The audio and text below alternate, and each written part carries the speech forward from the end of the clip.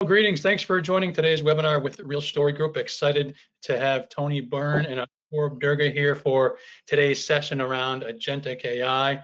It's certainly everywhere these days in the MarTech space. So Tony and Apoorv are going to give you some real talk about what we're seeing, what we're hearing, and some early wins that we've seen in this particular area. So should be an exciting 30 minutes. And as always, we'll have time at the end for questions. So any questions or anecdotes you want to share, you can enter those into the questions tab in the GoToWebinar control panel.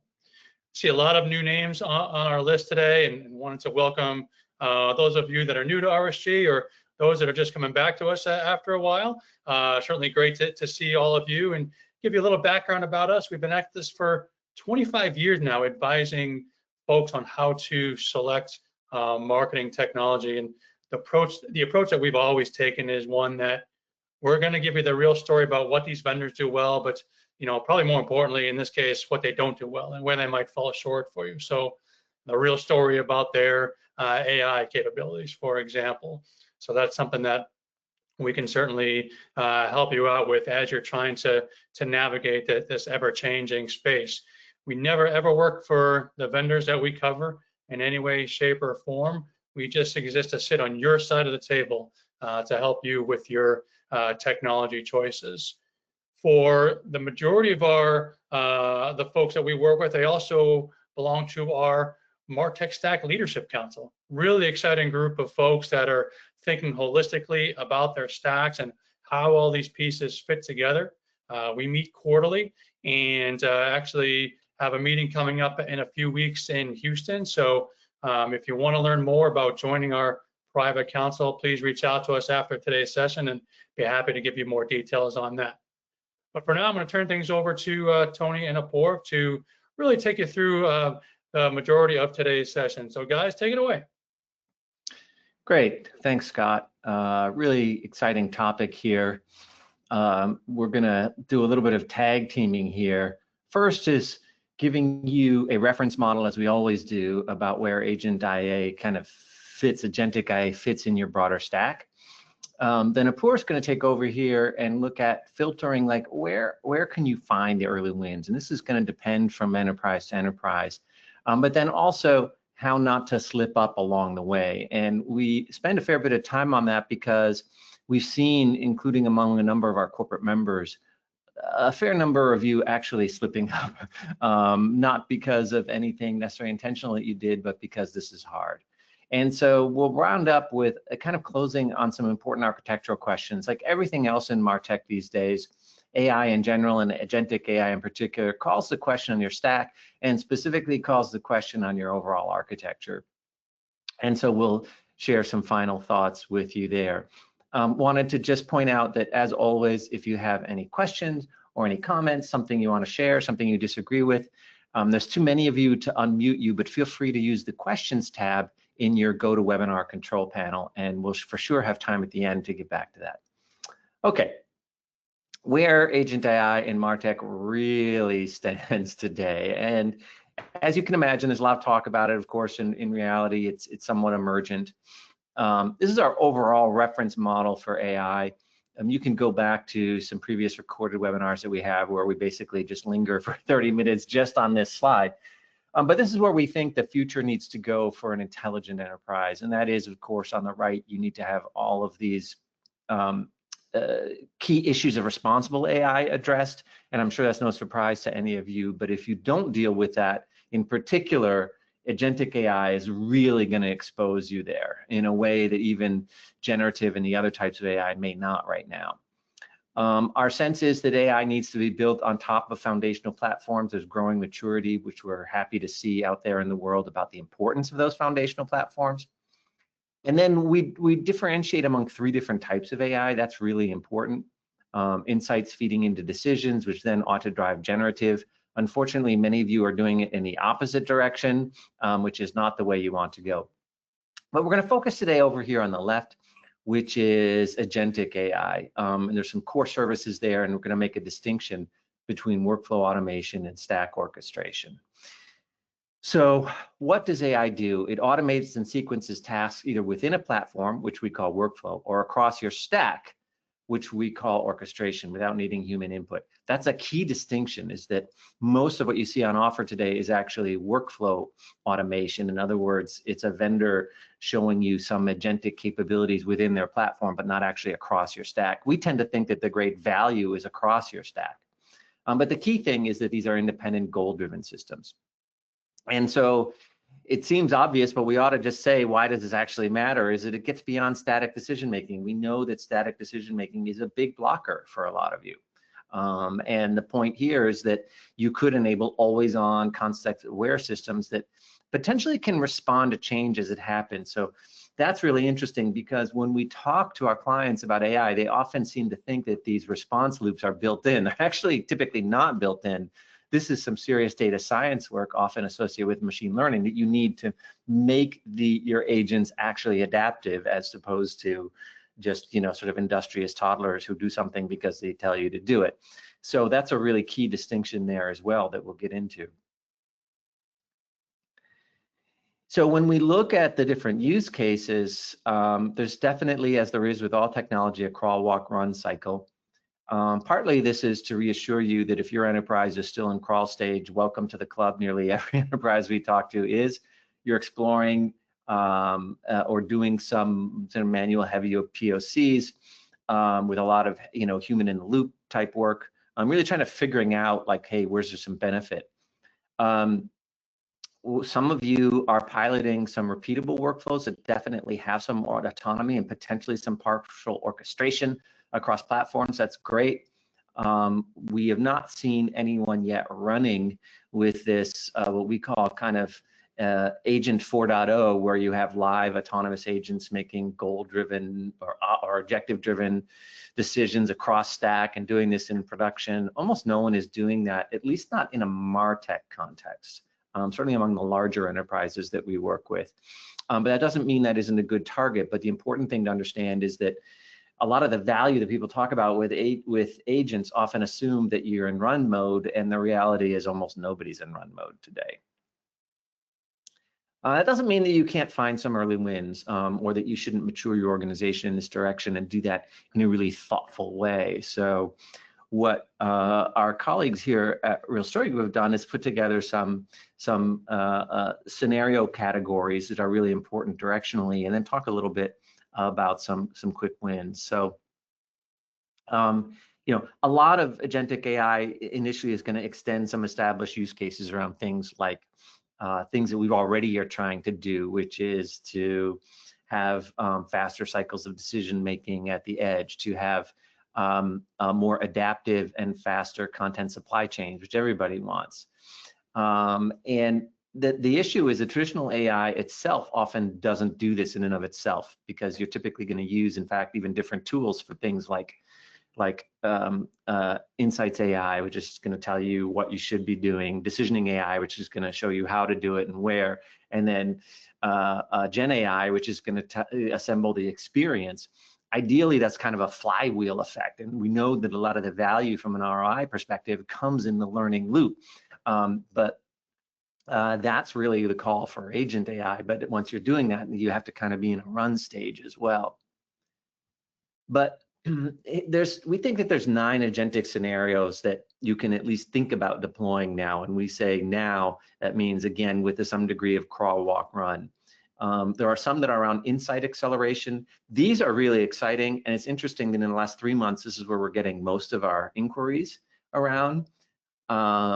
Campaign and execution acceleration, another big one, particularly around campaign execution, shortening cycles based on what you learn to actually act on those learnings. And then there's a lot of support and process improvement. Again, a big one around content supply automation, content supply chain automation.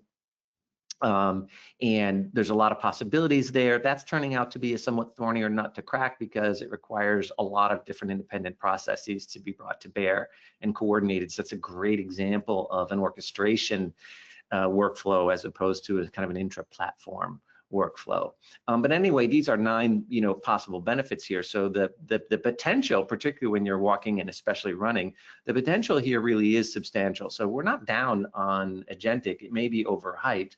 It may be a little premature for many of us, but certainly the potential benefits are there. So, here's some quick wins across channels. Certainly what we've seen is within lifecycle marketing, dynamic blocks and subject lines. That's not a new thing, but agents can bring some new sophistication to that. Certainly re-ranking recommendations in a commerce environment. Definitely seeing a lot of enthusiasm around this, around acquisition marketing, particularly paid media, so on and so forth. So, we've been involved in all these areas. You can contact us further down the road to when you see the contact information to kind of understand a little bit more around how this stuff actually works. What are some key success metrics and what are some essential source alignment? Source alignment is a really big deal in this, because the thing about agents is that they're only going to be good as your weakest chain, and there's a lot to say there, but we'll postpone that to a subsequent conversation. Then in some possible strategic bets to think about queuing, but maybe not to take on right now, are cross-stack next best action. So we're having some really interesting strategic conversations around this right now. One of the big wins here, and some of the other ones definitely subsume this. Suppression and rescue flows are big. That's definitely some unrealized revenue there. And then agent-assisted CX automation with human handoff. This is really important one to think about. Doing it today is hard, but we think that particularly when humans start presenting with agents, which, I mean, consumer agents, customer agents here, both in a B2C and a B2B context, you are going to have to respond with agents to be able to deal with the breadth and depth and volume of inquiries that these customer agents are going to deliver. But then you're going to have a way on both sides to negotiate when there needs to then be a human-to-human handoff. So there's various ways that you can tell a quick win from a banana peel, and we've seen this in all kinds of prototypes that we've helped folks like you bring forward. And I won't go through each one of these except to say that we're at a point now where we can start to see, okay, there are some signals of success here, and there are signals of potential failure. And the sooner you can come out with that, the better, because you can then avoid resource misallocation, and it can help you understand what foundational work you need to do. And remember, from the initial architecture, we talked about the criticality of that foundation tier. That's where probably 90% of the issues come up. Apoorv is going to talk about that in a minute. And so this will tell you, where some of those investments need to be made. Again, you can contact us for more details about how this would work in your particular environment. But for now, I'm gonna turn it over to Apoorv to get into a little bit more detail around just what have been some of the lessons that we've learned around prototypes that may have worked in theory but then failed when they got to pilot phase. So Apoorv, I'll turn it over to you here now. Thanks, Tony. So once you have a use case that looks plausible, the next question is what tends to break when teams try to move from pilot to something they can actually live with, right? So this is where the banana peel usually shows up, right? So in this slide, we have categorized the issues into essentially four buckets. So when pilots break, they usually break in pretty familiar ways. The first one is data and meaning failure. The agent is working from, let's say, stale facts, partial facts, or public facts that are just not good enough for enterprise marketing. For example, it misses seasonality. It misses regional constraints. It targets the wrong audience because there is no authoritative customer truth underneath. Second one is governance failure. Essentially, no real pause before execution, no budget caps, no claims check, no kill switch, etc. The third one is observability failure. Nobody can answer why the agent chose this audience, this channel, or this spend level. So for example, when an agent decides that this campaign should run on email and this campaign should run on social media, there is no way to know why it decided email over social media or vice versa, right? So when someone asks for this decision trail, there is really no trail in the end. And the fourth or final one is adaptivity failure. The agent basically keeps repeating the same mistakes because overrides and outcomes never make it back into the next run, right? So it never learns. Now, these are not edge cases. We see some version of this again and again. Usually the problem is not the model in isolation. It is the missing operating scaffolding around it. Right now, for these four categories, there are three solutions that we propose, right? So these fixes are actually pretty practical.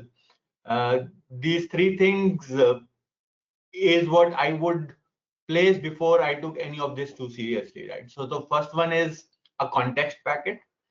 This is the bundle of facts and constraints the agent has to read before it does anything, right? So that includes things like brand voice, approved examples, allowed sources, regional rules, budget caps, disclaimers, freshness requirements, all of those, right? Some read-only business context also. Now, without that, you are asking the agent to improvise in places where it really should not. The second one here is approval gate and policy checks, right? So a real pause between draft and action.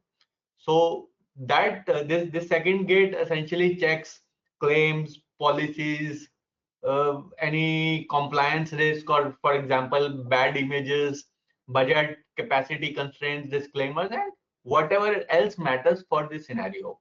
And it records the reason when something is approved or rejected. Third and the final one is a run log. It's not glamorous, but it should not be skipped, right? So you should record the inputs, the tools, sources, decisions, approval, violation, cost, and outcome for every meaningful run. Now, a spreadsheet is fine to start, but I think in the long run, there should be a trail in the system itself that can be checked. Now, if you have all these three things, you can usually turn a promising pilot into something ship-worthy, right? So there are obviously more things, but these things are really essential. If you do not, you may still have a good demo, but not really a good production. So Tony is now going to take us from there into the architectural question, which is really about where the control plane should live. Over to you, Tony. Thanks. Yeah. So really interesting about where things can go wrong. And then, the question is, how do you do those controls? And so that gets to, who's the controller, who's guarding the guards, all of these really interesting kind of theoretical questions that become very practical very quickly. So let's start with a kind of one major kind of overarching question, which is around architecture. So in an ideal world, particularly if you're going to do more workflow or more orchestration as opposed to just workflow automation, you have independent orchestration with local execution. So the control plane lives above the applications, and any agents that happen to come with your particular software vendors, they become workers, not orchestrators. So this is what this independent orchestration layer looks like. There's a lot to say about planning, policy and governance, identity and permissions, memory and context, audit and observability. Apoorv has been working quite a bit on this, and we have some very specific advice around how you structure this. But the reality is that you really want this abstracted out as an enterprise layer and an enterprise concern.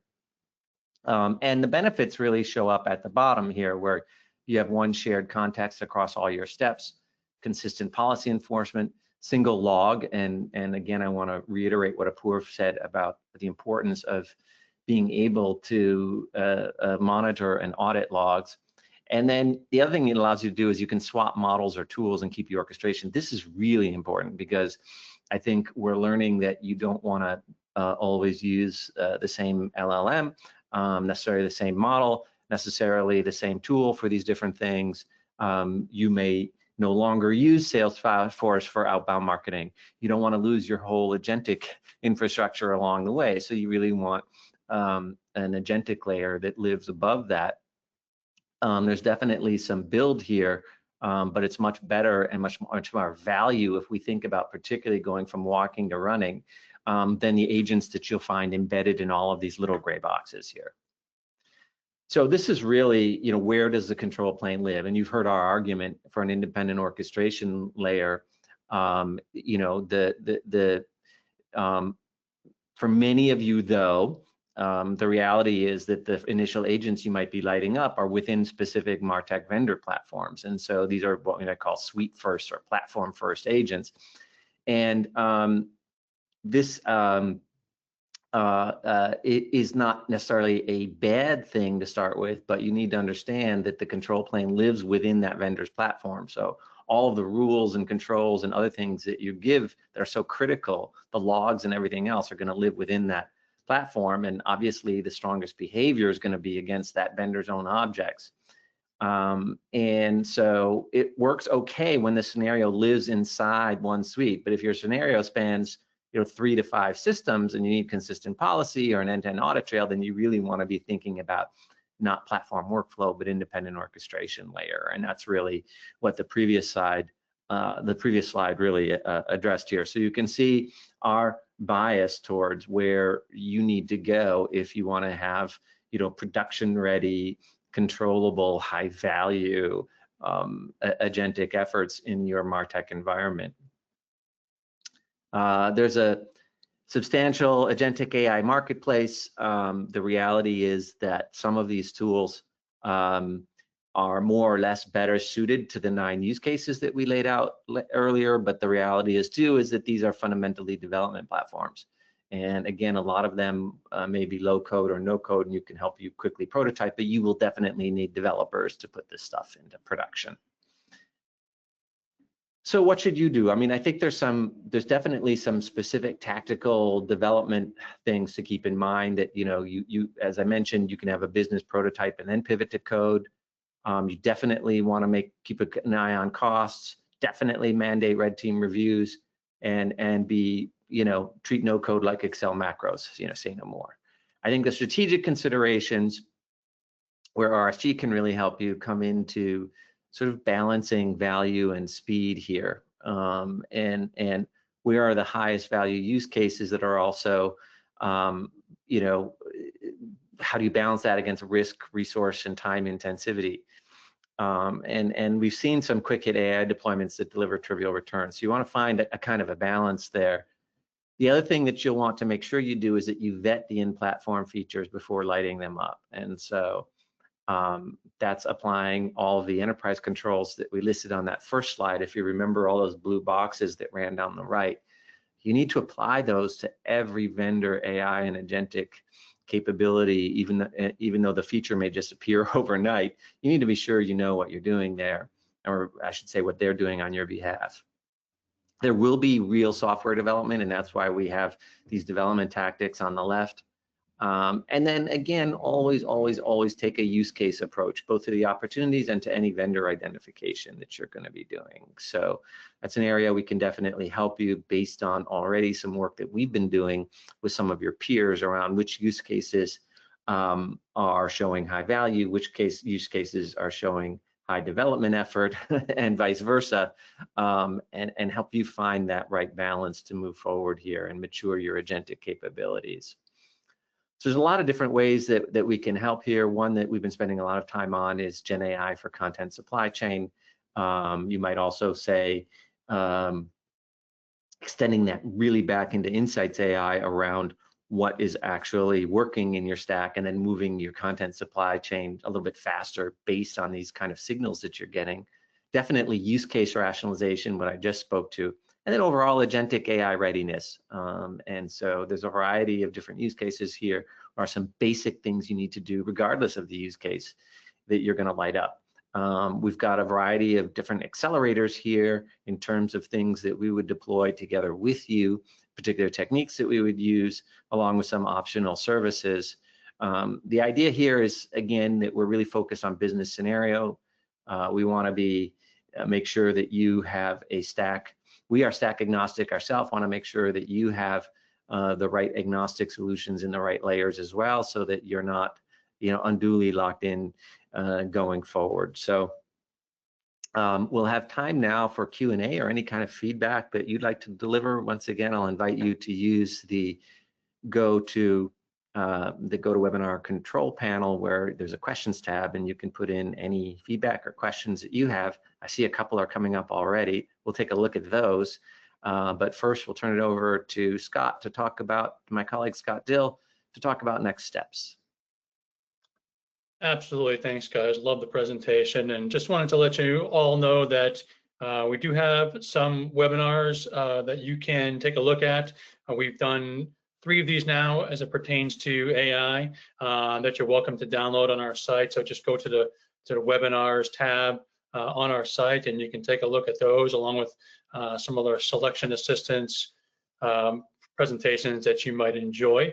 We have another session coming up in 2 weeks, April 8th, selecting MarTech in an era of AI hype. So again, AI is top of mind for everyone in this space, and so we'll walk through what that looks like when you're selecting some new products and programs for your enterprise.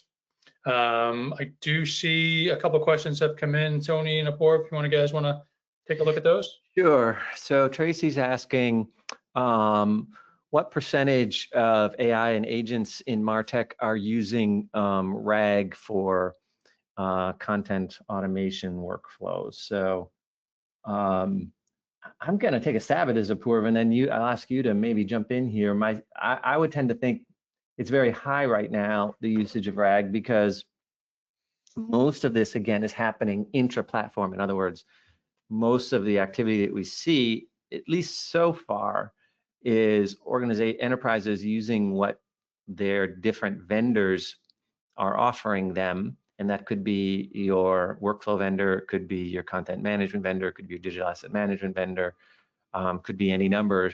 And they will often deploy that in a RAG, leveraging RAG or something RAG-like. So behind the scenes, there's definitely some RAG underneath the covers. Apoorv, what more flavor could we give to that? Yeah, I think it's tough to give a hard percentage for that, because a lot of times RAG does get used, but not necessarily for MarTech use cases, right?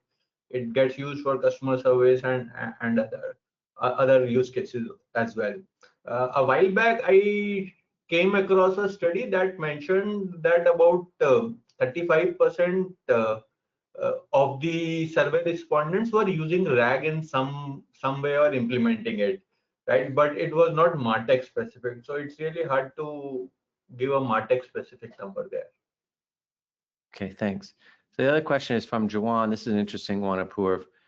It says, I understand the distinction between workflow agents and orchestration agents, and why orchestration ones may be higher value.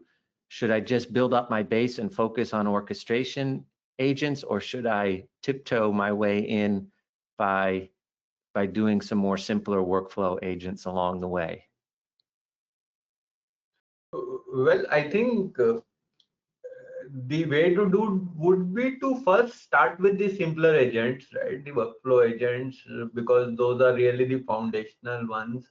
And once they start working, maybe you can look at a more independent orchestration layer, which actually orchestrates them outside of those individual platforms. So it's sort of a maturity curve. You start from what's simple and then go more complex. Yeah, I mean, there definitely is a maturity model underneath all of this, and you don't want to start with the most complicated ones, even though they bring the most value. What I would say is, think of the simpler ones as also a kind of a prototype, because you're right, the higher value ones are what you should be thinking about in the longer run, but you have to be able to get there. So I wouldn't focus all of my energies on simpler agents, just enough to make sure that I'm maturing my processes and really keep my eye on what's the business goal here. If the business goal means the more advanced orchestration agents, then you probably are anyway going to have to do an enormous amount of work on your underlying data and content foundations in any case. But it's a great question, and you can definitely contact us for more details. So that takes us past the half hour here. Always great to connect with you all. Look forward to seeing you on future webinars. So for Apoorv and Scott, this is Tony Byrne saying so long for now. Catch you next time.